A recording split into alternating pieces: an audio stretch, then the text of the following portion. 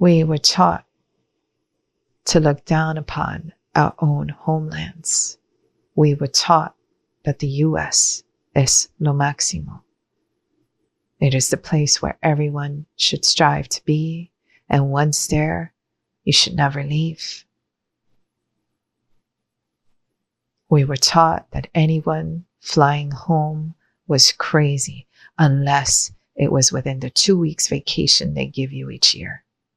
Saludos and welcome to the Rematriating Boriken podcast, where we discuss the journey to the essence of these islands, this archipelago and her surrounding waters, the restoration of our essence before conquest and continued colonialism, the reclamation of our collective healing and liberation. I am Yasmin Hernandez, creator of Cucubanacion, artist, writer, activist, born and raised in Brooklyn, Rematriating Boriken. July 6th marked a very special anniversary. It is the anniversary of two of my many musas, but these factor very prominently, and an anniversary for many here in Puerto Rico and in Mexico and across the planet, and that is that July 6th, 1907 was the birth of Frida Kahlo, and July 6, 1953 was the day that Julia de Burgos passed from this plane in New York. July 6, 2011 is the day that I unveiled the Soldaderas mural in tribute to these two musas of mine in El Modesto Tin Flores Community Garden in El Barrio, East Harlem in New York, to pay tribute to these two mujeres ancestras, guerreras, soldaderas y la comunidad boricua y mexicana de esa ciudad de Nueva York y más allá. This image has followed me for so long, obviously inspired by Las Dos Fridas, portrait by Frida Kahlo, double self-portrait by Frida Kahlo, painting it and wanting to ensure that idea of solidarity between both mujeres and both communities and both nations because of our common histories. I wrote this poem years back. I don't even remember when I wrote this poem. It was here in Puerto Rico, I'm sure, that I wrote it, which means that I wrote it possibly around, I would say 2017, 2018, por ahí. And I will share it here as it speaks to this mural and the history behind it and the solidarity of our two communities, as I want to delve into these themes on this podcast episode on migration, and in particular, the history of our communities, two nations within a nation, Mexican, Puerto Rican, within that empire, both of us fighting for our sovereignty within the confines of those lands the United States occupied from so many indigenous nations spread across Turtle Island. Here is the poem, Soldaderas. I find solace in Mexican Boricua solidarity, in barbed wire familiarity, in the 50-year axis between 1848 Guadalupe and 1898 Paris. 1917 citizens claimed centennial, citizens deported, deemed illegal on territory they were born on and never left.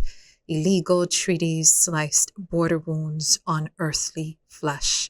I find solace on the margin of borderlands and barbed wire, Chadco submersion and subversion, simultaneously seca, parched by desert sun, drowning in rivers, seas crossed and uncrossed. I find solace in the Burgoses Rio Grande de Loíza y el Rio Grande that baptized those crossing back, reclaiming ancestral lands.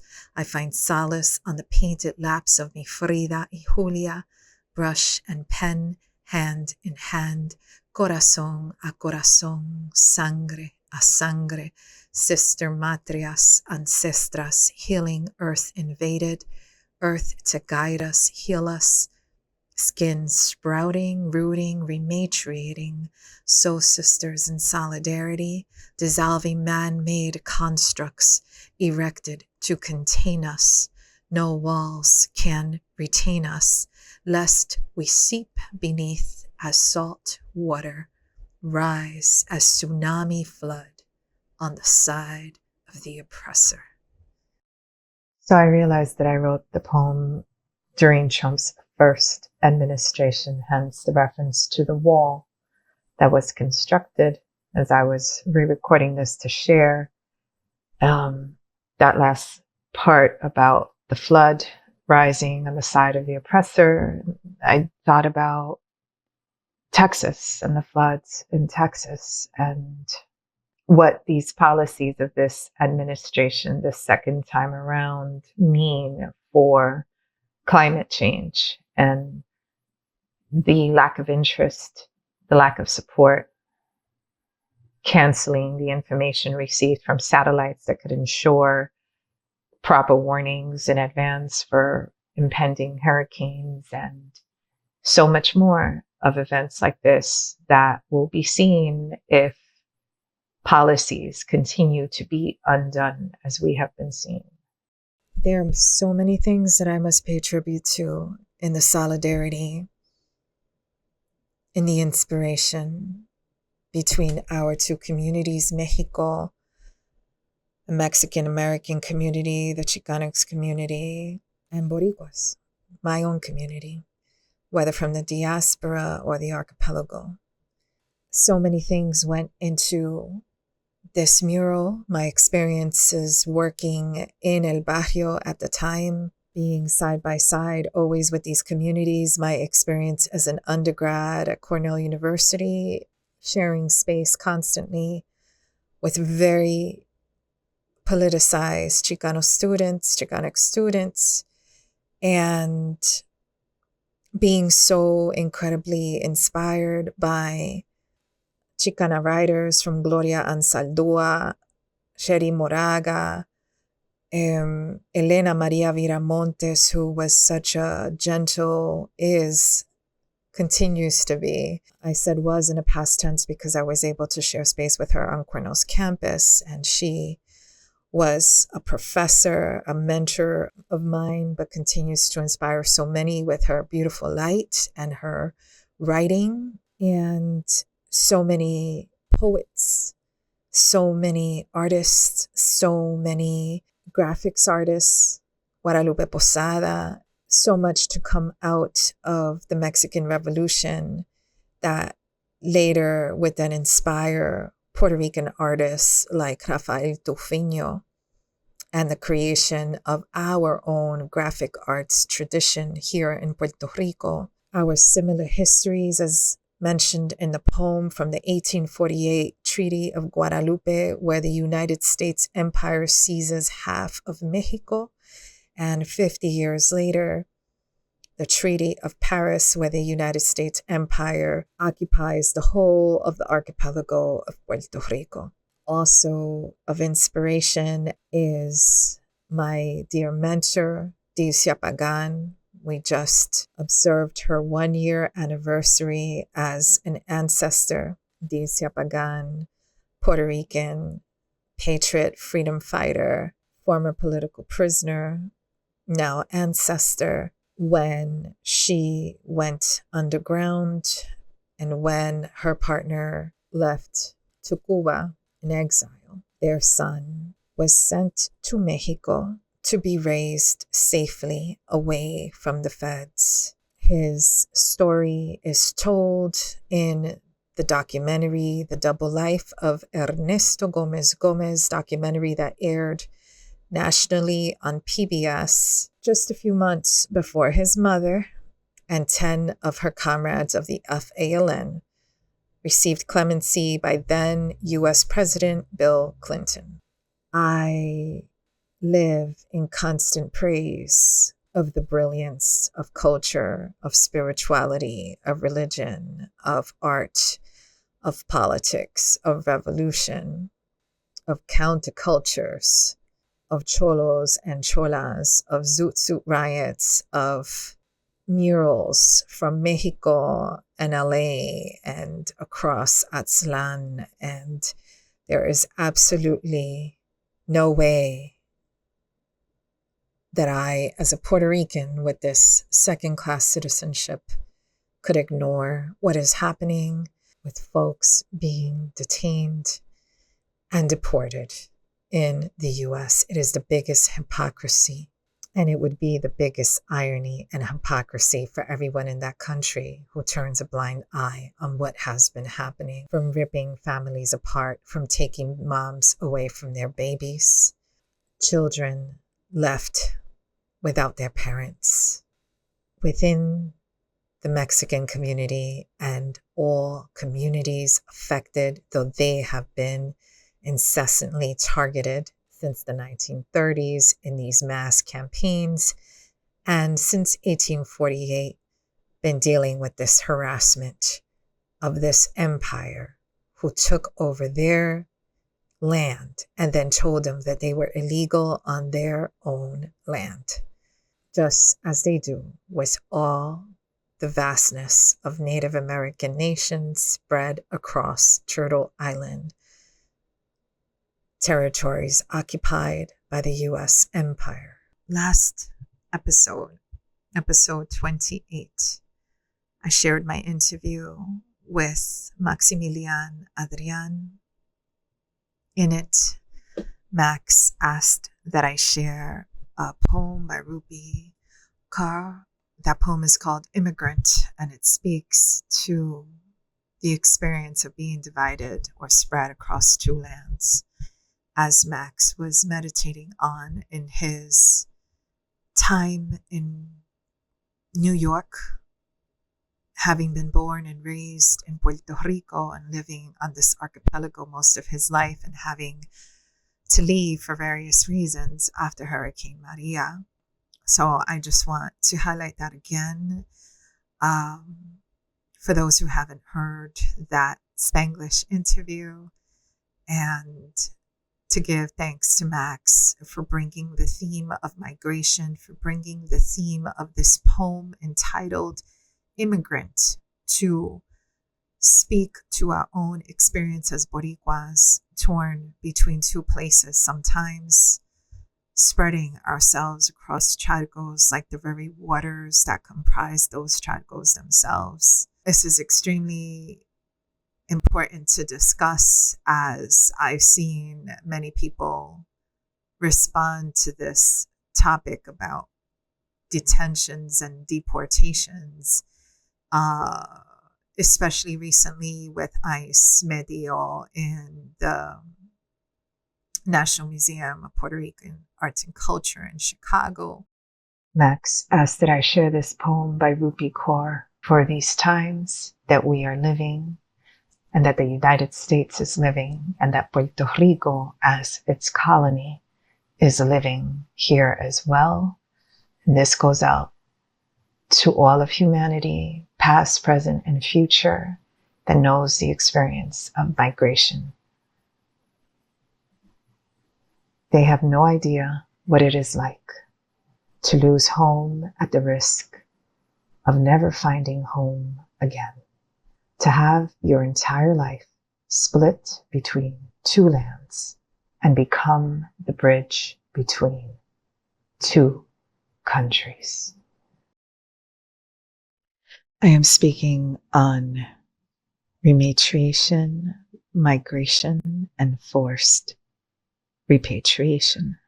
When I decided to switch to the term rematriation, after years of talking about having arrived at the womb to describe my experience returning to the archipelago of Boriken, one of the reasons that made me decide to stop using the term repatriation, even though so many communities have and still use repatriation as this collective decision to return to their origin on this earth, including Jamaicans, as well as African Americans. The Back to Africa movement in different forms has used the term repatriate. However, under the Hoover administration in the 1930s, following the Great Depression, as a way to seem to secure jobs for Americans, there was a forced deportation of Mexicans called repatriation as part of that initiative of forced deportation. Many of the people who were deported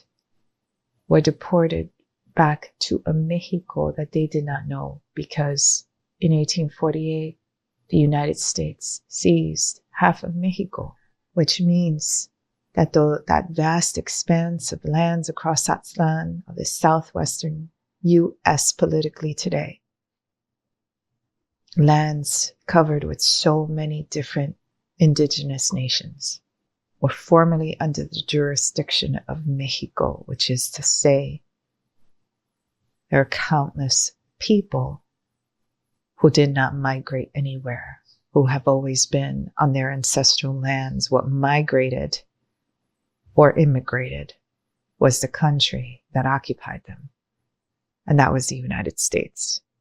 And so people were being deported further south to a Mexico that they did not know or live in, because they had always been on their family's ancestral lands. And regardless of that, regardless of whether those people were on their lands of origin or not, this idea of repatriation being a term that is also used by these governments to deem people illegal and send them back somewhere. Because the United States is a country founded on immigration as a political entity. The U.S. is a political entity. I'm not talking about the U.S. and the territory it occupies. The territory it occupies belongs to a vast expanse of different nations who are native to those lands. We also have to acknowledge that human beings have been migrating since the beginning of time for climate change, for agricultural reasons, for so many reasons. So to say native to those lands is that these lands have been stewarded by people who have lived in harmony with them for thousands of years, and in some cases, hundreds of years. But the U.S., at just 200-something years old, is still very young. Even with all newly liberated republics between the mid-20th century to the present, the U.S. is still fairly young. And by that I mean that at the time Spain colonized Puerto Rico and so many other territories across what is called today the Americas, across this hemisphere. At the time that Columbus sailed in 1492, before Puerto Rico, a year before he arrived in this archipelago Boriken, the Moorish Empire had just lost its hold of Spain after 800 years. The Muslim, Arabic-speaking culture that had control over Andalusia, southern Spain, and so many parts of Europe had been there 800 years. That Muslim, that Arabic language, that Arabic culture is so ingrained in so many aspects of our culture, of our language, of the Spanish that we speak, of the dichos that we say. And all of this speaks to empires that rise and fall, and to people who migrate and move and occupy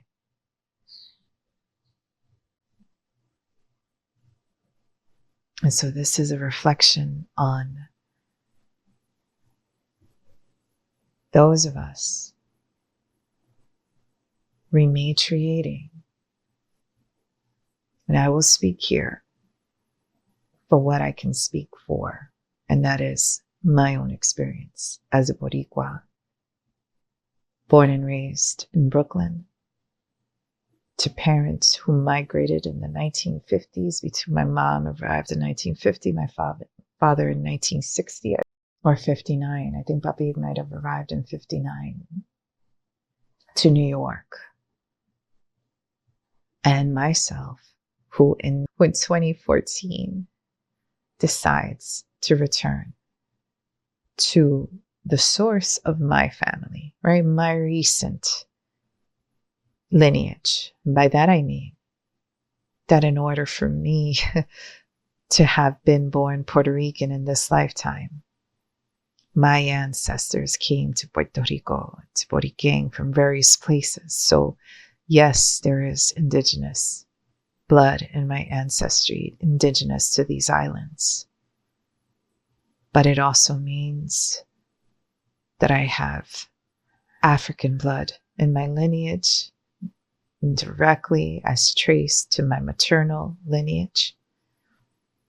And my maternal lineage, I don't know my father's direct lineage right now, other than my father's mother being the one in the family that is the holder of that indigenous lineage, but also my mother's line. And you know this if you've heard my podcast episode with Melanie Maldonado Diaz, genealogist and artist and gestora cultural from Propa, who helped me with this process of tracing my family's lineage. And that is that my maternal line arrived here in these islands from Curaçao and from St. Thomas via West Africa. We've been migrating for so long.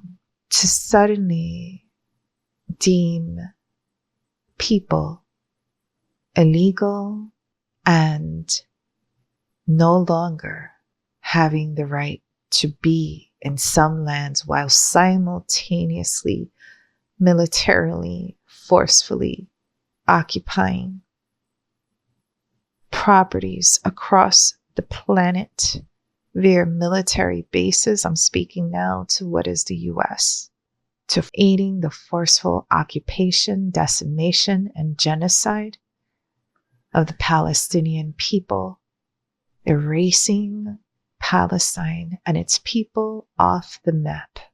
And yet these individual souls in the US working, sending their children to school, building the infrastructure, and supporting so many US communities are deemed illegally occupying the home, the positions, the jobs, the spaces they inhabit as part of communities, as neighbors, as fathers, as mothers, as daughters, as sons, as sisters, as brothers, as friends, as teachers, as so many positions that they hold. Talking about people who have been in the US for decades, who don't know the countries that they are being deported to because their lives were made in what is today the US, and they are deemed as a danger. I cannot even speak to what number of so-called criminals are being detained and deported. Quien sabe? What I know today and what I see every day are the crimes against humanity caused and unleashed across Palestine, on the Palestinian people, across the Sudan, in El Congo, here in Puerto Rico, and so many places across this planet throughout its history. Those are the crimes we see on the daily. I see the crimes of agents and officers forcefully separating families and ripping babies from their moms' arms like they did during the times of slavery. What we see is a devolution in humanity. And actually, It's probably not. It actually speaks to a group of folks still functioning as slave masters and as white supremacists, because it shows in their moral deficit. It shows in the lovelessness with which they conduct their business. It shows in their actions, in their words, in their grimaces. When I decided to leave New York, I have no disdain for New York. My husband and I are really fierce, loving New Yorkers. That is such our identity. Remember that my Boricua identity gets funneled via New York. And there's tons that I've learned in the 11 years that I've been here, and there's so much that my body and spirit have remembered and have reincorporated and realigned to since being here. I was born and raised in Brooklyn. I was born and raised on those lands and on those waters. My father and brother fished those waters and continued their ancestral practice. Ahora no había carrucho ni juey por ahí, pero sí había the other marine life that they could fish and keep this tradition alive on those waters. Lenape waters, Lenape lands. I have a love for that space that I was always attuned to. This is a knowing that I came with since I was little, and something that was fortified from my parents when they encouraged a love for nature. Even my mother, who taught me that when it snows, the sky at night is lavender. It is my family's spiritual lineage that allowed us to see the spirit of the land and the spirit of the water, and to synchronize to these as much as possible past the concrete.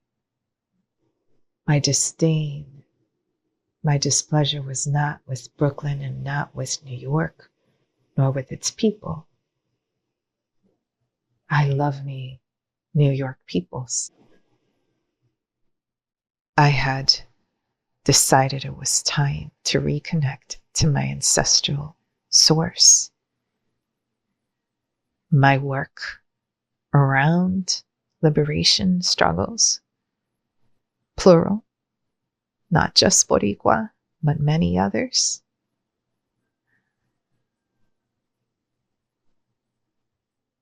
Through it, I understood that I could no longer stay and support that system that perpetuated these occupations, the occupation of my own ancestral islands and the occupation of so many other places across the planet. I could see the ironies, I could see the hypocrisies, I could see the violence, and I needed to leave. And I needed to recalibrate to my own ancestral origin physically, because the entire time I was over there, I was connecting physically to my people and in our communities in Brooklyn. I was connecting always spiritually. I was called to connect directly to the pulse of this island of Boriken. For that, many of my peers thought I was crazy. They could not see the need, because in their eyes, These islands were the danger. These islands were the instability. And New York, in their mind, represented stability, safety, security.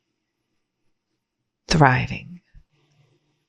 We were not thriving, even with the education we had, even with the jobs we had, we were still struggling.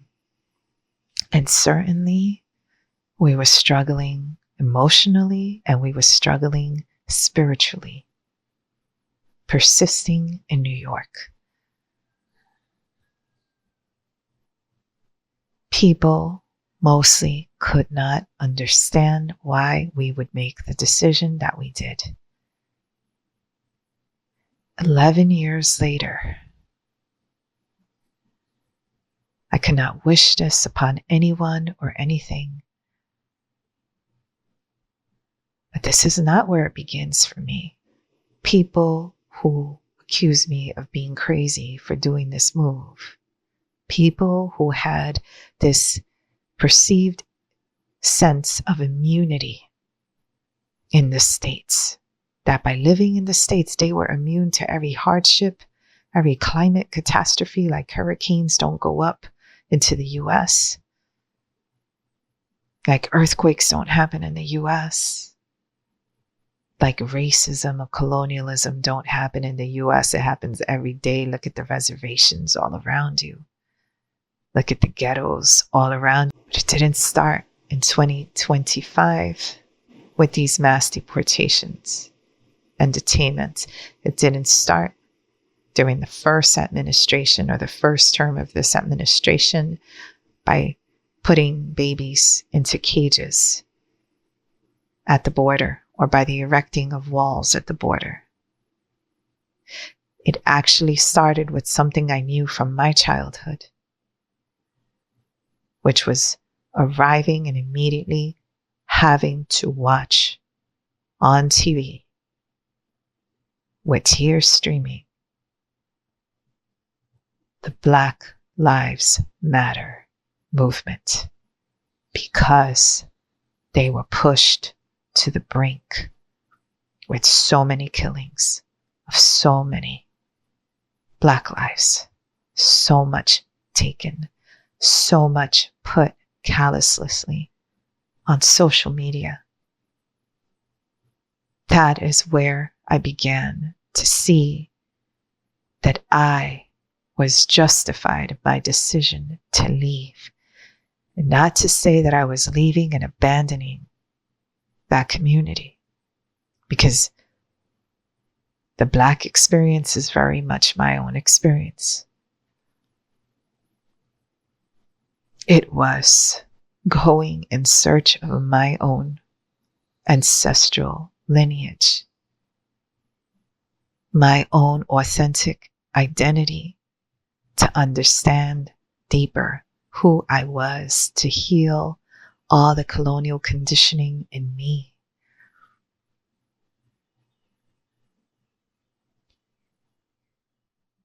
We who have worked as activists, we who have worked around the theme of Puerto Rican independence, have long known what the generations before us knew. This place was never safe. By this place, I mean that place, being that I'm in the Caribbean right now. Black communities who saw people being hosed down in the streets knew from the 1960s. The generations came before them knew from the lynchings. Generation after generation of Mexicans and Mexican Americans and Chicana people have known for what generations upon generations have lived and witnessed. Those who got a little too comfortable with the reality there were choosing to forget, because this practice was kept alive and well always. This history has always been a living history by the people who have resisted it, lived it, been oppressed by it, And those who continue to inflict it are also a creepy ass living history. Why do you think they try to erase it? They're trying to absolve themselves of their own wrongdoing. Nada de esto es nuevo. My reflection is that colonialism taught us, conditioned us to frown upon our own origins, our own people. Taught Puerto Ricans to frown upon other brother-sister communities, our own Caribbean neighbors, and much more. Taught us to be so desperate for their crumbs that we battle each other for them. Taught us to put on their badges, their ties, and earn salaries in ways that criminalize our own people and neighboring communities.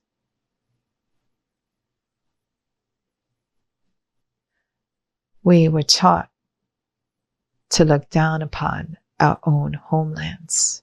We were taught that the U.S. es lo máximo. It is the place where everyone should strive to be, and once there, you should never leave. We were taught that anyone flying home was crazy unless it was within the 2 weeks vacation they give you each year. We were taught that the currencies and the homes and the diets and the religions and the practices of spirituality and the belief systems and the agricultural traditions of our home communities, of our homelands, were backwards, were outdated and archaic. What we see happening today is a forced rethinking of our home communities.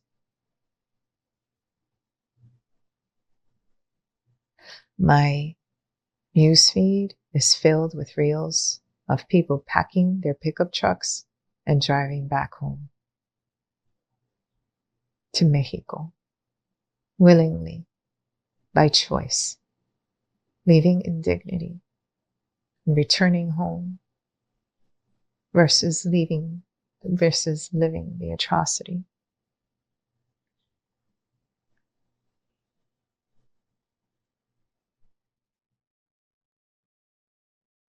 There is a different relationship with this kind of rematriation that means that we must return. And when I say must, for me it was a spiritual must. For others, it is a forced must. Either they were sent back, or they are choosing to return before being detained.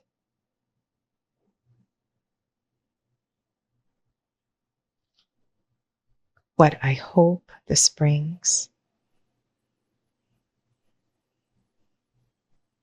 so many peers, so many people that I studied with, grew up with, worked with, that have found it so difficult to turn a critical lens on the US because the narrative has always been around US benevolence, who have refused to look at anything the US does as negative.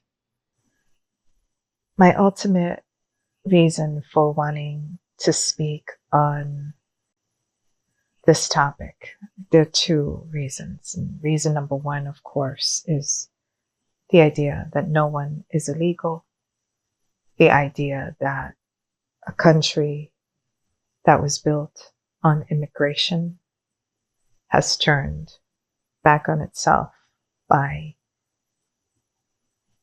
evicting the very essence of what it was built upon, which is the biggest hypocrisy. you have enough people in popular opinion that carry out this white supremacist view, because we have many immigrants that are not Black and brown and are not necessarily being hunted right now. It's just making that clear. But with regards to the theme of this podcast, Rematriating Boriken, it is imperative that we understand that we as Boricuas migrating, we must consider the actual irony and hypocrisy of our experience as well, especially those of us wanting independence for Puerto Rico, as I do. And the idea is, as Elisam Escobar had included on the sculptural cake he created of the Boricua flag, you can't have your cake and eat it too, was the message that we live in one place critiquing the empire, critiquing the empirical ways, the imperialist ways of the US. And on the other side, very comfortable with the privilege, for those who deem it a privilege, of traveling back and forth to the US constantly between the US and Puerto Rico. There are people that, because they haven't secured the papers deemed necessary by the US government, have not been able to return to their homeland to pay a visit to their loved ones in decades. We really need to get to the meat of what this means for us as a colony of that empire. And we need to get very clear about the privileges or the perks, pick whatever P is best for you, that are enjoyed under the second-class citizenship, and that we may not be willing to let go of. Because ultimately, to critique the empire that is the US would mean to envision a moment without its existence. And in the case of Puerto Rico, it is to envision that specifically for Puerto Rico, whether the empire continues or does not, to envision a moment in which it no longer presides over Puerto Rico. And the reason why I share this is because in my day, I've heard so many Puerto Ricans critique immigrants themselves. I have heard Puerto Ricans talk about so-called immigrants as taking certain privileges from them.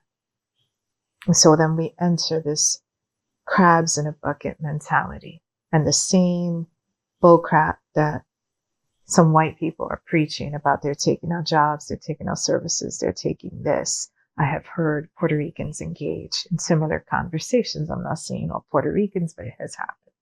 See, because I think that the ultimate reason why we are not yet decolonized is because too many Boricuas, both in the diaspora and in the archipelago, are comfortable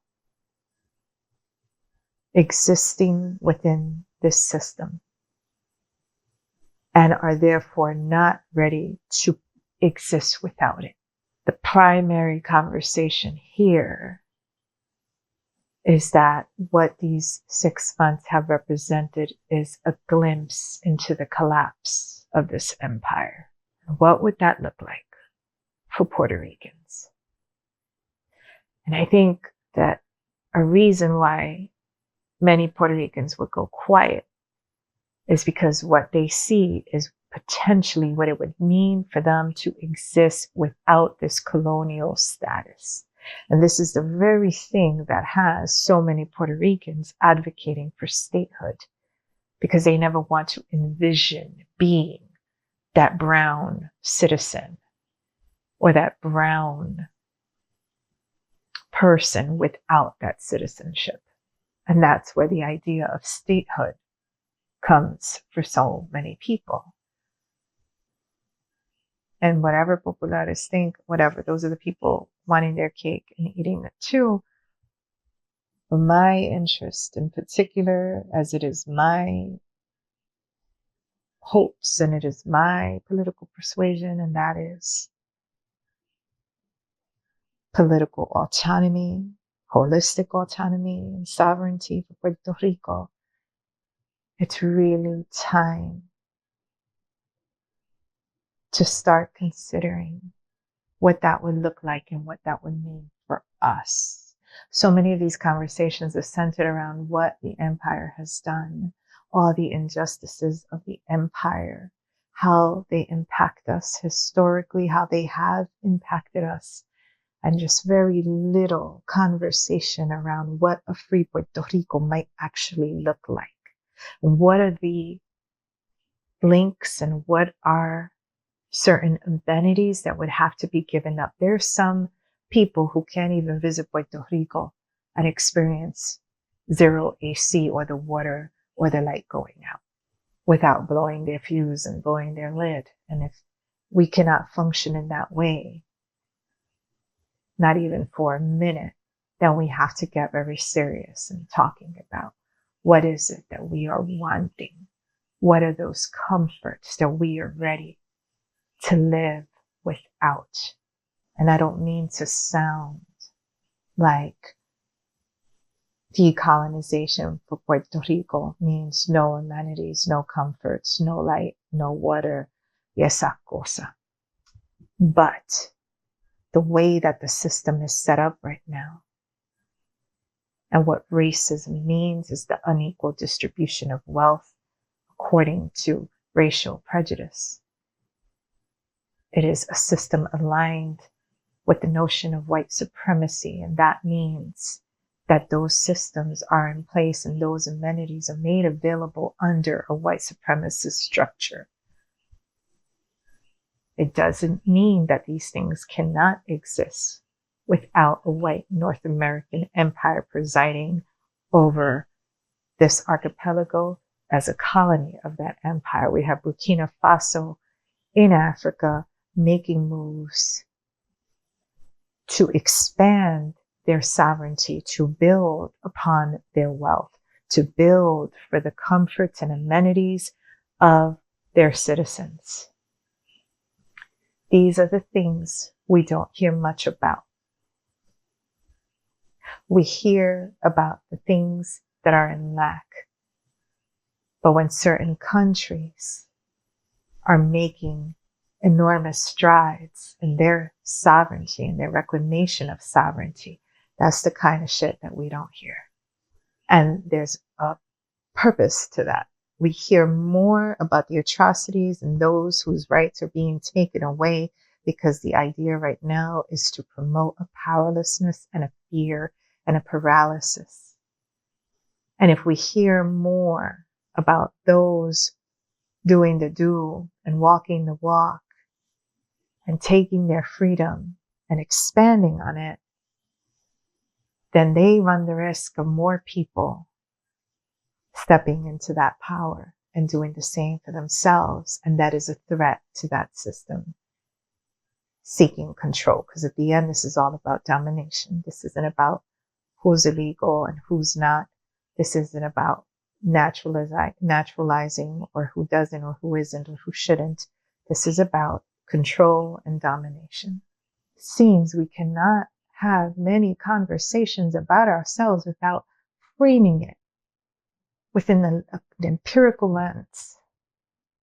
So I've been guilty of so many times not wanting to enter these dialogues, these conversations about what the colonizer is doing, what the colonial crypto settlers are doing, what the Act 60 is doing, because I'm tired of centering all of these conversations around what the fuck they're doing. At what point do we start to have more conversations about what we're doing, what we did, what we haven't done, and what we're going to do?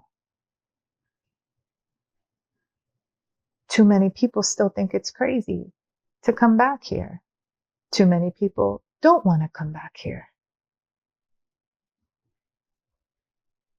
But at the end of the day, what resounds for me right now is that for how we ourselves call each other crazy for coming back here, it is an option. And it has been a fairly simple option in terms of getting on a fucking plane and coming back. I know a lot of people have issues around how do you sustain yourself and where do I work and where do I live and all that stuff. But that is a very far cry. That is perhaps even, I dare say it, a privileged conversation in comparison, not comparing us to the empire, but in comparison to other brown siblings of ours who have literally not been able to leave that country for fear that they won't make it back in. Whereas the US narrative always painted itself as the ultimate destination, as the place to be, people have been forced to reconsider their homeland, their relationship to homeland, and the pursuit of their homelands, and are going back. Some are going back, many are going back by force, and there are more and more going back by choice. And that's a choice precipitated not by como una añoranza, una romancia, but precipitated by the trauma of what is being lived right now. And so this rematriation conversation, by default, is going to spread across so many other countries right now. Everyone a couple of years ago talked about the mass exodus out of Puerto Rico, not my use of the term, by the way. For me, exodus should be a spiritual return back to the homeland. But people used to talk about the hordes flocking out of Puerto Rico. And now what we're going to see is a voluntary flocking out of the US. And what does that all mean for us as this colony? And that is what I leave and end this conversation with, which is that need to start to reframe our conversations from our own heart center, our own vision, from our own lens as to what decolonization looks like for us. We already know what the empire did, what it's going to do. And what we need to know now is, what are we going to do? Or at least start to think about what we want it to look like for ourselves. We are all migrants since humanity's inception. You can tune into future episodes every new and full moon when I post them. For more information about the project, you can visit Rematriating Boriken.com. That's rematriating with an M, and Boriken with K-E-N. And Rematriating Boriken is also on Instagram and Facebook. So you can follow us there. If you like this, please give a like and a share. If you want updates for future posts, subscribe to this channel on YouTube. And thank you again so much for listening. In light always. This is Yasmin.